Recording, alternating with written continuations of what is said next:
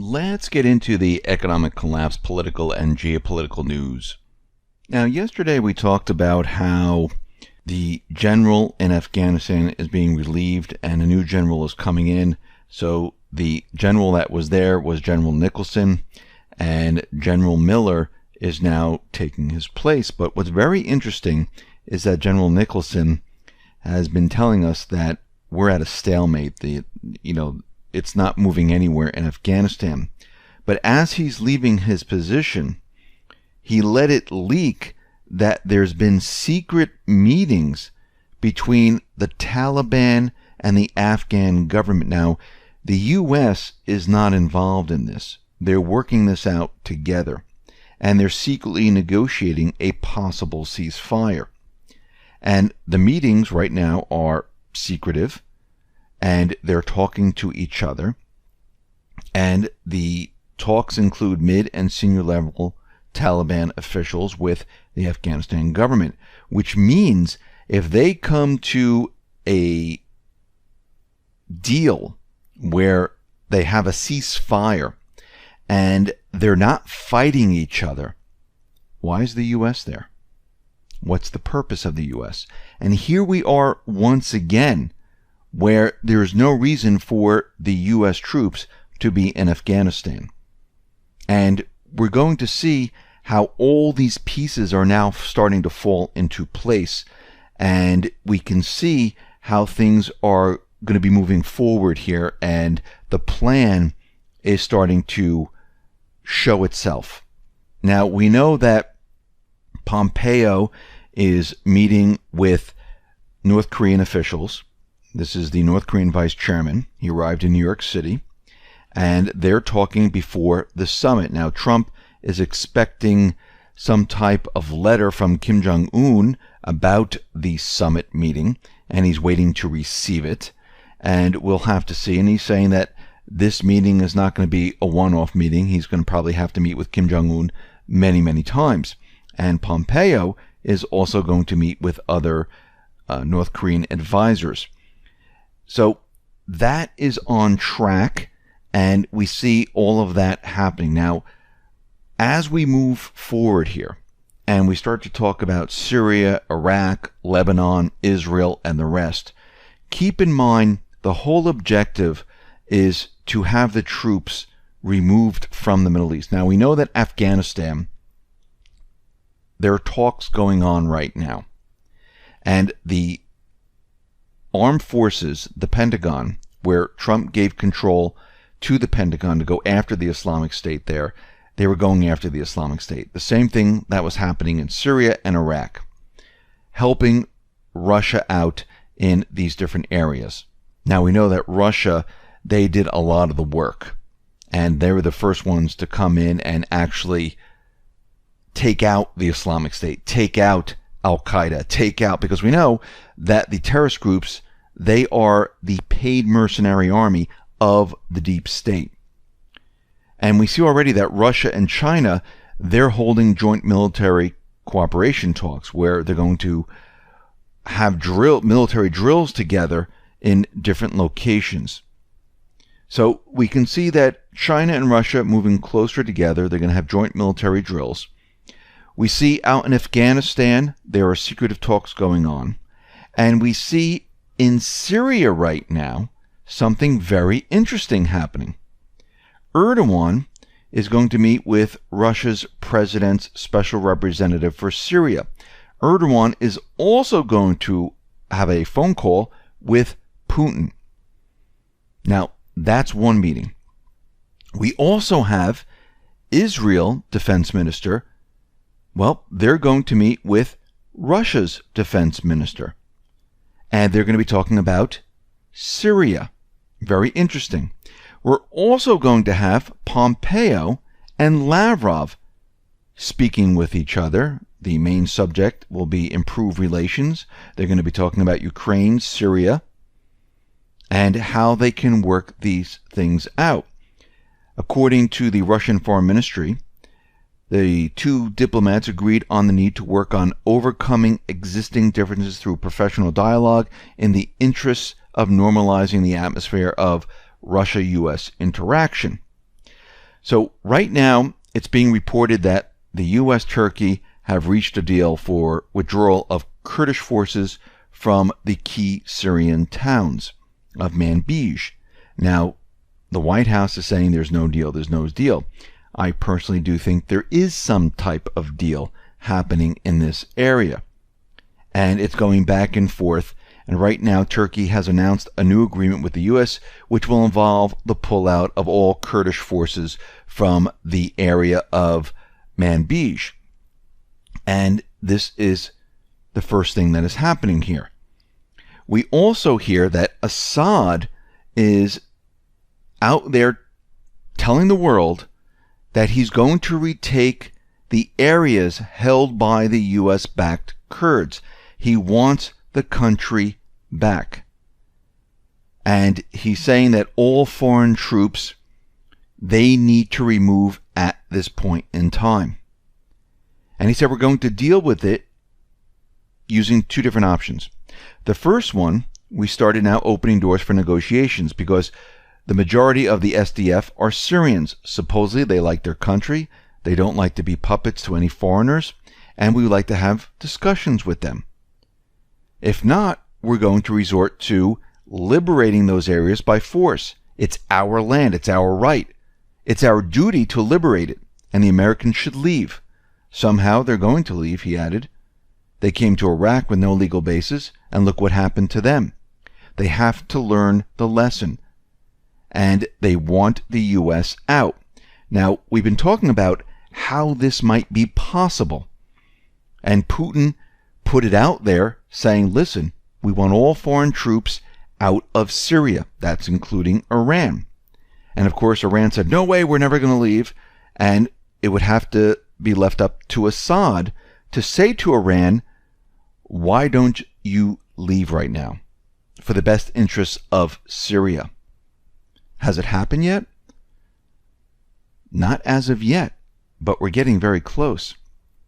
Because right now, the U.S. with Russia, with Jordan, part of the discussion that they're having, the negotiations, is having the U.S.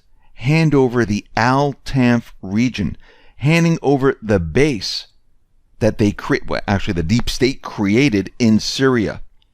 And this is on the border here. And Russia and the U.S. are currently negotiating in Jordan over a potential deal that would give the Syrian army full control of Al-Tanf in exchange for their troops and allies avoiding a potential conflict. And what would that mean? That would mean that the U.S. troops would leave this area. And Israel is included in this deal. And they would have assurances from Russia regarding the withdrawal of all Iranian elements from their border. Very interesting. Now, Assad is thinking about limiting Iran's access to Syria's south to restore territorial integrity. Because Assad said his main goal is to restore the integrity of Syria. And if Iran's involvement hinders this goal, it also contradicts his interests, Assad's interests. So we see already that they're moving in this direction. Now, there's a report out there saying that Iranian forces and Lebanese Hezbollah are preparing to withdraw from the southern Syrian governance. And Russia, Jordan, and U.S. are overseeing what is happening there because they're in negotiations.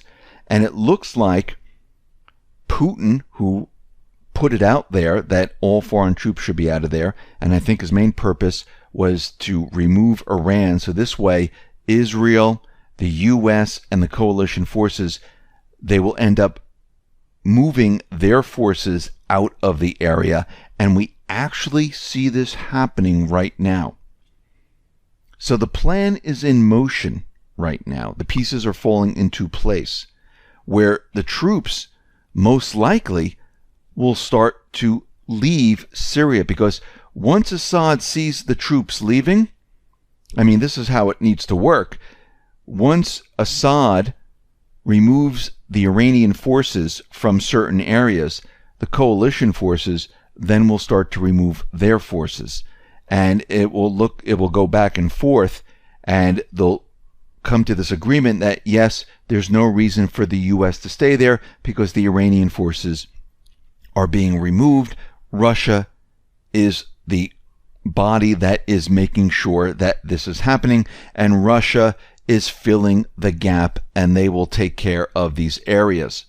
And I think this is how the U.S. is going to get out of this area. Now, Lebanon and Syria, they're already making preparations for the withdrawal of all foreign troops and for this entire war to come to an end. Because Lebanon's General Security Chief, Major General, stated that he is speaking to the Syrian government. They are working together right now, and they're going to begin the repatriation of refugees back to their homeland. There's about 1.5 million Syrian refugees that are currently living inside of Lebanon right now, and they're going to return back to Syria. And they're already putting plans together to have this happen. Now, once again, the deep state is not going to like this whatsoever, because this is undermining everything that they were trying to do for a very long time. And the whole thing is backfiring right now. Same thing in Iraq, where the Iraqi leaders, they want the U.S. out. And I think what's going to happen with Afghanistan, if you start to put all this together, it's all being orchestrated so the U.S. troops no longer need to be in these regions. It's already been worked out behind the scenes. Just like, North Korea. And we see it happening all at once. And I think this is why November 11th of this year is going to be so important. And it looks like the plan is moving in this direction. Now, this brings me back to what Soros said about needing funds from Europe to help the refugees in Africa and to bring them up into Europe to keep the open borders. Because you have to remember, if we go back in time, Turkey held a lot of the refugees from Iraq, mostly Syria and other Middle Eastern countries. And Turkey, well, they were instructed to open the gates and let the refugees flow throughout Europe. The problem now is that the refugees in the Middle East, they're all returning home. They want to return home. They don't want to leave their countries. They want to be in their country. And you can see, if they didn't want to be there, they would have gone to other places. But they're returning home, and the reporters are there. They're talking to these individuals. They're so glad to be home. They said it was a nightmare when the terrorists were in their area, when the moderate rebels, when Al-Qaeda, when the Islamic State were in their area. It was just a horrible place to live, and they had to flee. So since there are no more refugees coming out of the Middle East, how do they blend the rest of Europe? Well, you got to go to different places and get the refugees. You need to get people shipped up there. And I think this is what he's trying to do, because their plan is not working. It is all falling apart right now. And they don't know what to do at this point. And this is why, most likely, there's talks about North Korea cyber attacking the financial institutions. We know there's a huge push, and I think this is the time. And the reason why they're pushing at this time is that they have pretty much almost everything under control. Yes, there's a lot of things happening in the corporate media because all they know how to do is stir emotion, use different words like racist and things like that, and they need to keep this continually playing over and over and over and over because that's all they have. They don't have anything real to say. So they have to create these things and put it out there and get everyone emotionally charged. This is what they've done for a very long time. But the real news is that everything is falling apart for them in the background. And they're not going to let on to this like, oh, Syria, the war is ending there. There's peace. And they don't want to hear that.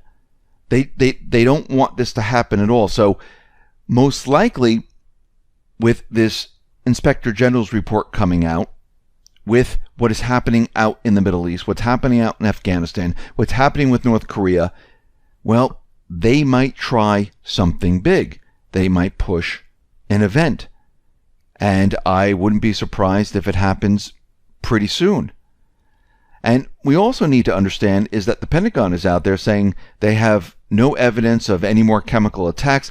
They're putting it all out there to let everyone know there's no problems in Syria and there's no reason for the U.S. to be in there. And they're continually doing this because they want to pull the troops out. This was the plan from the beginning. This is why Trump mentioned this from the beginning. And when I talk about Trump, I'm not just talking about him as an individual. I'm talking about all the patriots that are working to make this all happen. It's not just one person. And all of this is happening at the same time. So we can expect more to happen. We can expect to see a lot more. But if you look at the corporate media, you're not going to see any of this. And I wouldn't be surprised in the next couple of weeks we see the Al-Tanf base handed over to Syria. The Iranian forces are pushed back. Israel is happy with that. The U.S. says there's no longer to have troops in the border areas. They remove part of the troops. Unless the deep state comes along and does something to mess this all up, like they tried with North Korea many, many times, it didn't work. They might try something in Syria, just like they tried a chemical attack to try to get a war going on. But again, they were outsmarted and it went absolutely nowhere.